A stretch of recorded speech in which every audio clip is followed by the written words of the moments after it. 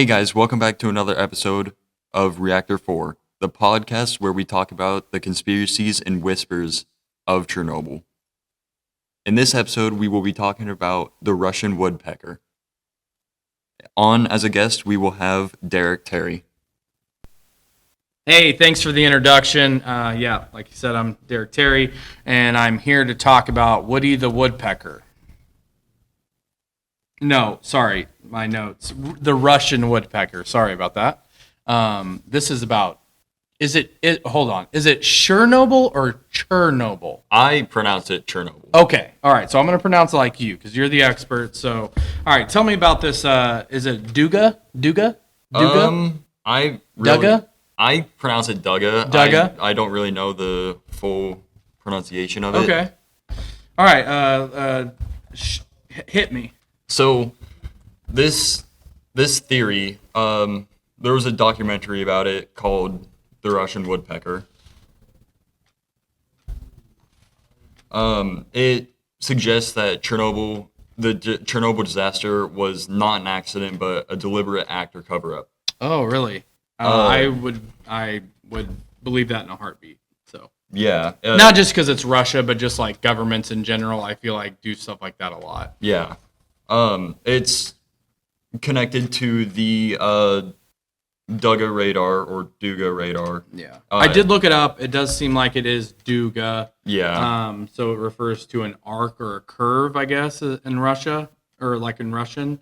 So that's good. Like do as in do or two, and guz and gargle without the RLS. Or I don't know what that means, but to gargle. So does that mean something to you to gargle? Like does that, because like if it's a radar, right? So it's like it's like emitting messages outward. So it, while it's working, it like does a tapping noise like a woodpecker. That's why they call it the. Okay, I was going to ask you that too. Okay, all right, that makes sense. It's essentially just a radar that is to tell them about like if missiles or stuff is getting sent over from like the U.S. or somewhere else. And, how long was this in operation? From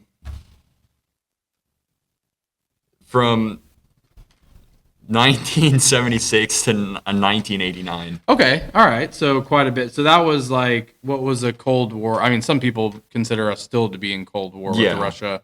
I am definitely one of those people. But like the Cold War was like what, the 50s? Like really when people talk about the Cold War? Yeah. Yeah, okay.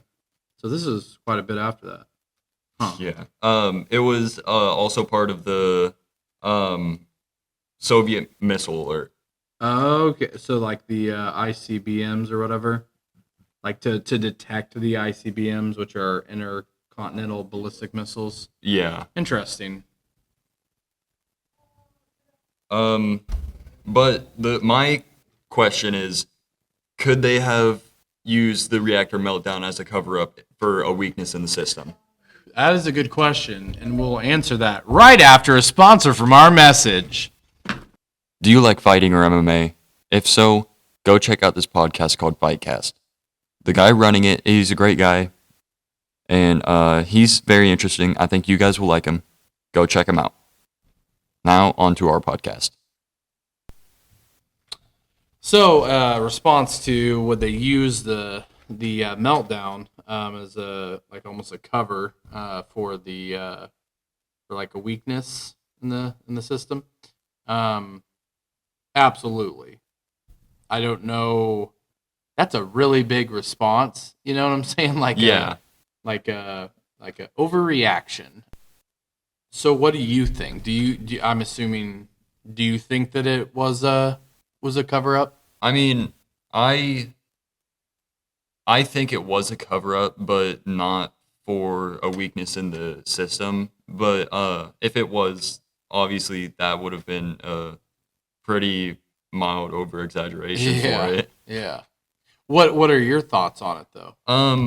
For like why they for the cover up. Sure. Like I think they were trying to make something bigger and then they failed in they had to do a cover up on like why stuff was happening a certain way. Okay. So it wasn't necessarily like a cover up for something else. Like what you said, doing something bigger. What do you mean by that? Like, obviously they were messing with nuclear stuff, Sure. so Yeah. maybe trying to do what we did and make a Like a nuclear nuclear bomb. bomb. Yeah. Mm, yeah, that's a good point.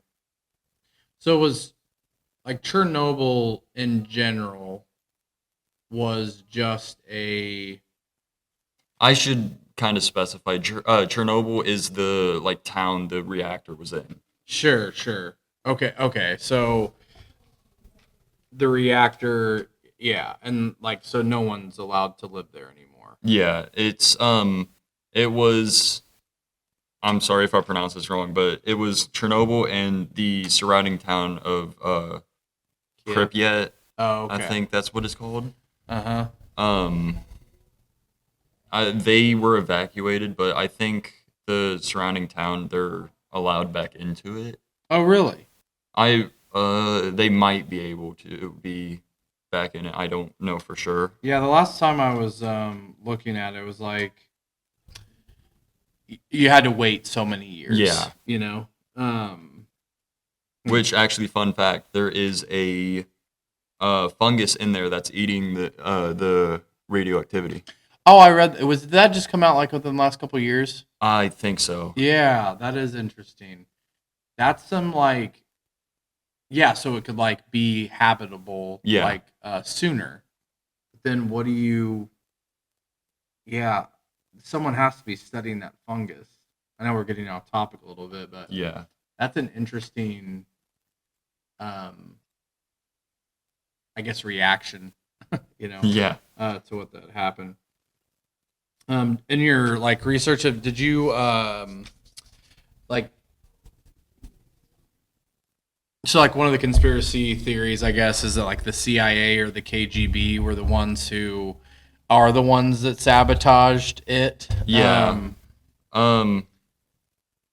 That they were responsible for the explosions, which wouldn't surprise me, especially Yeah. the CIA, but um yeah. So anyway, back to the woodpecker. So I looked while we were on break at like it's huge. Yeah. It's. I Like forgot how big it was, but I think it's. I can't remember how big it was, but the. I think it was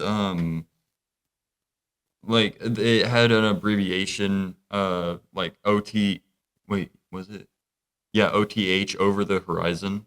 oh, okay. Yeah. This says that it was 100 so 492 feet high and 2,300 feet long, and that's what was like. That's what surprised me. Like it wasn't the height of it; it was how long it was. Yeah. Because when I think of a radar, I just think of like 4 points and then it goes up, right? Yeah. I don't think of this like huge like wall essentially. It's like I don't know. I've never seen something like that before, and like I know a little bit about Chernobyl, but I don't think I knew anything about the Duga radar until you mentioned it to me. Yeah. I didn't even know about it till I started doing the research. Oh, really? Yeah. Yeah, so it kind of like begs to question like was the like did the Duga radar have anything to do and like what it was doing have anything to do with the Chernobyl meltdown? You know what I'm saying? Yeah. Like it wasn't about Chernobyl or the reactor at all, but it was more about the radar. But the radar's still there. I'm assuming it does not work. Um, I don't think it does because it was around the 80s. Sure. What do you say, like 87 or something? Is that what you said? I think it pretty sure. was 89. Yeah. Like, look at that. Like, that's huge. Yeah. I mean, it's a wall. I've just never seen anything like that before. Huh. What other and what other questions are you positing during this about the Duga? Um. Oh, about the Duga, I have.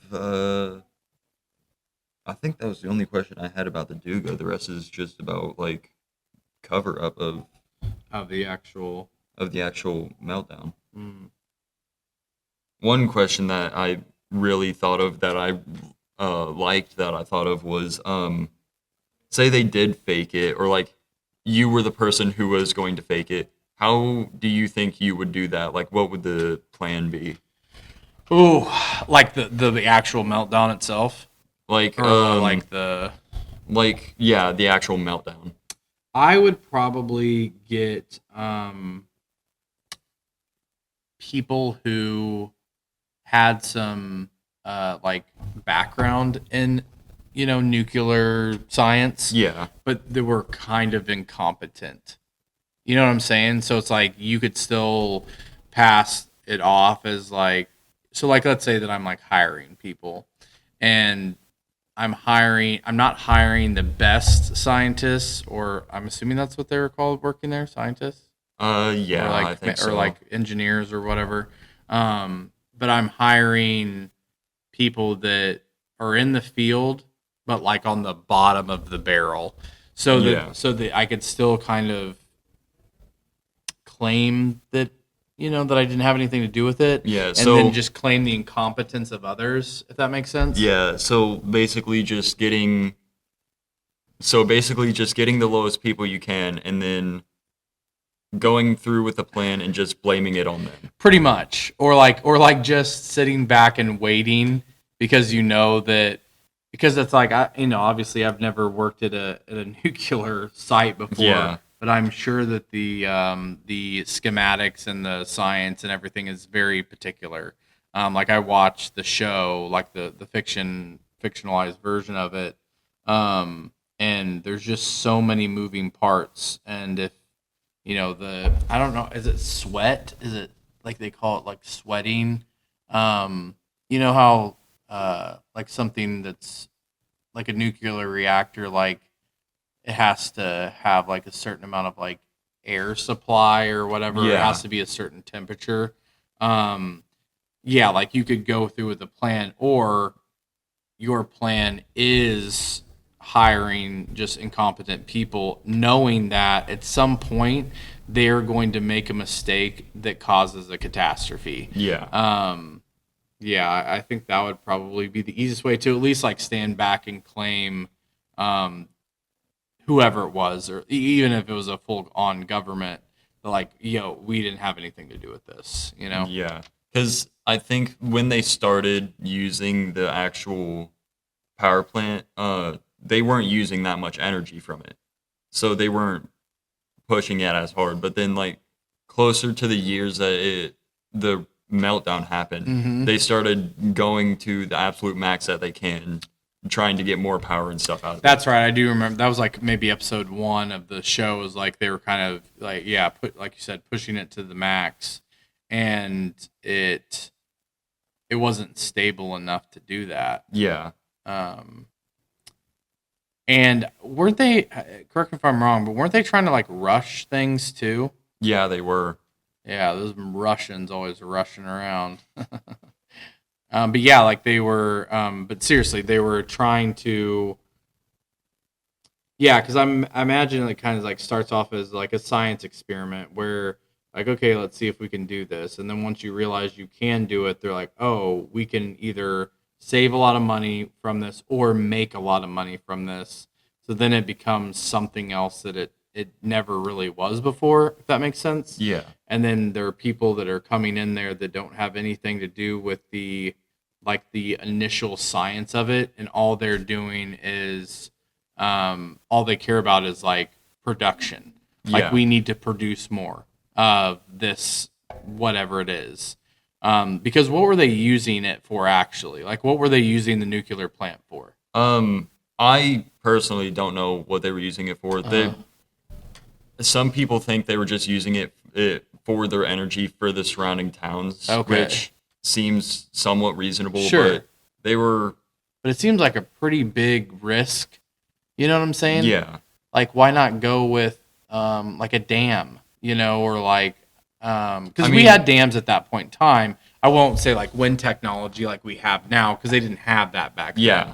But they could have gone with like hydropower or something. Like if they're just powering small towns in the vicinity, it just seems like such a risk. Because I think, Like, have you done any research on Fukushima?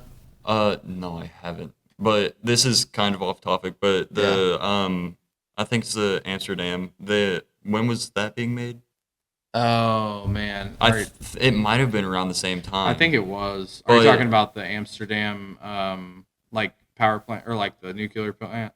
No, the actual dam.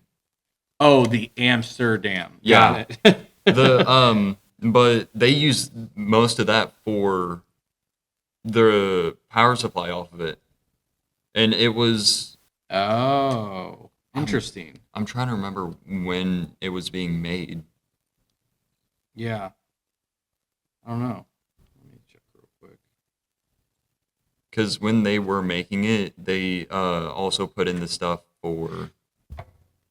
Yeah, so this says it was a nuclear power plant used for generating electricity and as a secondary function for producing plutonium for nuclear weapons. Yeah. So I guarantee that's why they started pushing it, like pushing the max and going far beyond what they should have, because they wanted plutonium. So that, going back to what you said at the very beginning of the podcast, I think that you're probably right. Like they were trying to compete and keep up with the United States and other superpowers and their nuclear weapon supplies, because the nuclear side of that, I don't know the science behind it, but it obviously creates the element plutonium that you can then is the main element for a nuclear bomb. Yeah. Yeah. Because this is throughout the whole thing, like throughout the whole time they were doing that, the Soviet Union was the one behind all of it. Sure. And it did say that it did supply electricity to the grid, with the first 4 reactors producing about 10% of Ukraine's electricity at the time of the accident. So that's, I mean, Ukraine's a big country. Yeah. So, yeah, it would definitely be more than just a couple small towns, but 10% of the entire country, which I'm sure did save a lot of money. The problem is that, once the government gets involved, the Soviet Union, and they start wanting to produce plutonium, I would not be surprised at all if that actually is what made it blow up. Yeah. Because they could have been trying to stretch it further and further, trying to let go from 10% to, like, I don't know, 11% or 12%. Sure. Right. And then producing plutonium on the side. Yeah. Because it worked through.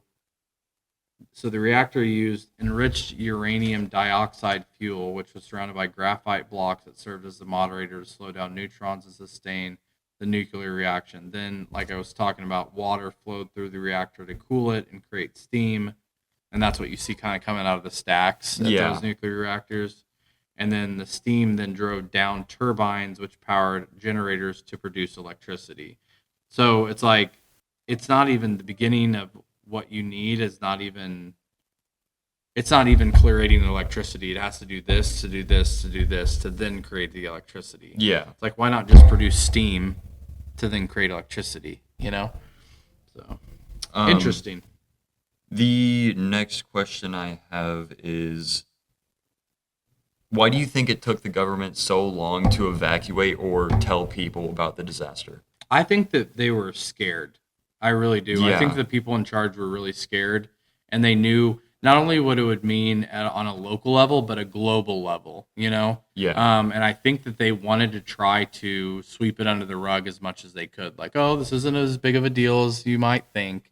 And I think that's the reason why. Because it took them, I think it was 36 hours just before they started evacuating people. That's crazy. And so many more people got sick and died because of that. But I really do think that they did not know what to do. And again, like, if it was a humanitarian or a scientist in charge, they probably would have evacuated immediately. But it was probably some bureaucrat that was like, no, if we evacuate, then there's no going back. Like, we can't come back later and be like, oh, we don't need to evacuate. Once you let the cat out of the bag, the cat's out of the bag. Yeah. And I think that they were scared. They knew that they were going to be, in a lot of trouble. Yeah. Yeah. So, Because, I mean, it's a giant power plant. There's no getting past that they're using radioactive stuff in there. right. But also, when Reactor 4 melted down, it was a giant explosion that I think took out half of the Surrounding town, like the power. It definitely took out the power, Sure. but I think it blew up half of the actual power plant itself. Yes. So yes. people probably were already evacuating from that, Right. but still, it seems reasonable to actually tell them immediately to evacuate. Right. Yeah. Yeah. How many fathers, never went home? Because it was mostly males that were working there, Yeah. right? Yeah. Crazy stuff. What are you getting into next week? I haven't really thought about what next week is. It's probably gonna focus on Reactor 4 itself. Okay. Yeah. That sounds good. Yeah, Heck yeah, bro. Well, thank you for having me on. no problem. This has been Reactor 4.